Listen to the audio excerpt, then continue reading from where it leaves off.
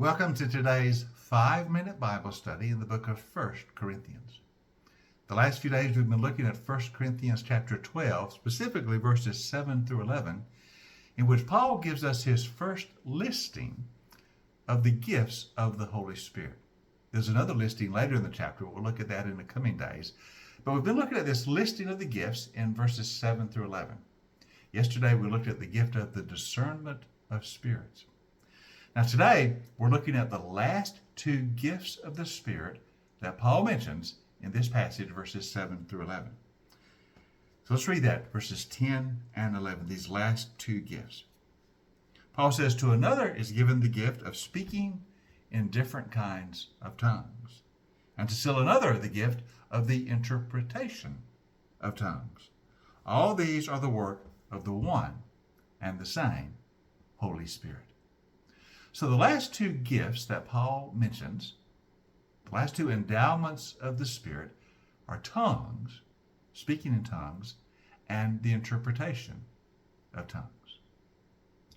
Now, of all the gifts of the Holy Spirit, these two probably draw the most attention in terms of discussion and disagreement and even some controversy about what the gifts mean and how they are to be exercised within the life of the church. So these two gifts, what exactly are they? What is speaking in tongues? And what is the interpretation of tongues that Paul mentions here in 1 Corinthians 12?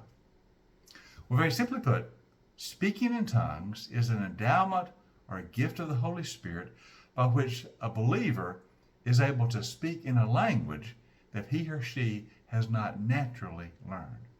They're able to speak in a language that they've never learned before, but the Spirit enables them. And the interpretation of tongues is like to that. It is the endowment or the gift of the Spirit to a believer that allows that believer to interpret the language being spoken, even though he or she has never learned that language. So you see how these are akin. To speak in tongues is to speak in a language you've never naturally learned by the power of the Holy Spirit. To interpret tongues is the ability to interpret that language even though you've never naturally learned it. Now, if you turn to the book of the Acts of the Apostles, there are two recorded instances in that book of speaking in tongues. The first is in Acts chapter 2 on the day of Pentecost.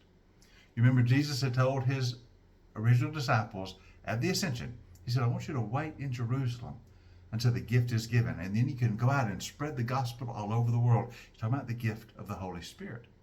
The gift came, the Spirit came on the day of Pentecost.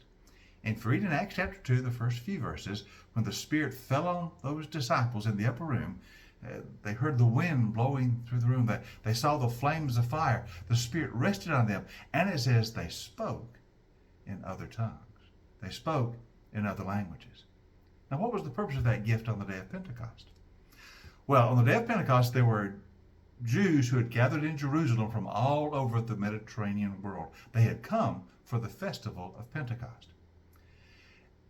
And when the disciples received the Holy Spirit, they went out into the streets and began to preach the good news of Jesus to all those who had assembled for the festival. And they spoke in languages they had never learned. There's the other tongues talked about. By the power of the Spirit, they spoke in languages they had never learned. And these were the languages of the Jews who had gathered in Jerusalem from all over the Mediterranean world.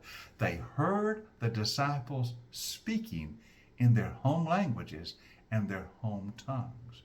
And they were amazed. They said, "How are these people who are speaking? They're all Galileans. How do they know our home language, our home tongue, the language we speak in our homeland? How do they know that?" They realized that something supernatural was occurring. You see, the disciples had been given the gift of tongues on this day that they could speak the gospel in the home languages of all those who had gathered, and they could do it in the power of the Spirit. This is the gift of tongues that Paul is talking about in 1 Corinthians 12. That ability to speak in a language you've never naturally learned, but the Spirit enables you. And so those disciples in Acts 2 were able to speak in the other languages, and all those who had gathered in Jerusalem that day heard the gospel proclaimed in their home language. And they knew the power of God was involved. Then later on in the book of Acts, we see the gift of tongues again. It's in Acts chapter 10, I believe, where Peter is sent to the home of Cornelius, a Roman centurion. For the first time, he's going to preach the gospel to Gentiles. And when he preaches to them, these Gentile believers in Cornelius' household believe, and the Spirit of God descends upon them. And all the Jewish believers are amazed. They said, look, these Gentiles have received the Holy Spirit just as we did on the day of Pentecost, because we hear them speaking in tongues. In other words, what had happened in Acts chapter 2 to those original disciples now happens. It's replicated among Gentiles. The power of God is demonstrated. Pentecost is given to Gentile believers, that all the church may know that in the power of God, the message of Jesus Christ is for Jew and for Gentile. So in both these instances, we see that the gift of tongues is a matter of speaking in a language you've never naturally learned, but the Holy Spirit enables you. Or you're enabled to interpret a tongue you've never learned, but the Holy Spirit enabled you. It's a demonstration of the power of God to communicate the gospel in languages you've never naturally learned, but the Spirit is present.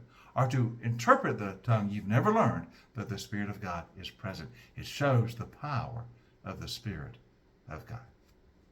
Now, as we continue our study the next few days, we're going to see in chapter 14, Paul has more to say about speaking in tongues, because there was some disagreement in the Corinthian church about how that gift should be exercised.